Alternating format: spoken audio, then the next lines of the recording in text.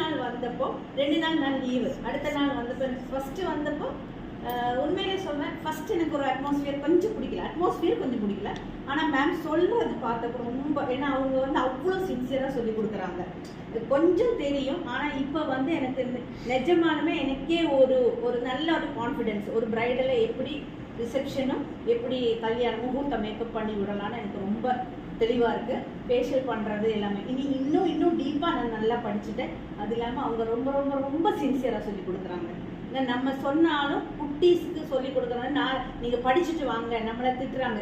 நிஜமாக ஃபேஷியல் எனக்கு பண்ண சொன்னால் ஒன்றுமே இல்லை, பதட்டம் வச்சு நல்லா திட்டு, அடுத்த நாளே நல்லா படிச்சுட்டாங்க. ஏன் நம்ம இவ்வளோ தூரம் பயப்படணும்னா, அவங்களுக்கு நம்ம கொடுக்குற ஒரு குருதட்சிணைன்னா அவங்க சொல்லி தந்தது நம்ம அவங்களுக்கு இன்னைக்கு நம்ம எல்லாம் சொல்லி காட்டுறோம் இல்லையா? இதில் கொஞ்சம் குறை இருந்தால் அவங்க சொல்லி கொடுத்ததுல அர்த்தம் இல்லை. ஆனால் நானும் டியூஷன் எடுக்கிறவங்க பசங்க நல்ல ரிசல்ட் தரலைன்னா நான் சொல்லி கொடுத்த அர்த்தம் இல்லை. அவங்க நல்லா சொல்லி கொடுத்துருக்காங்க. என்னைக்குமே தேங்க்ஸ்.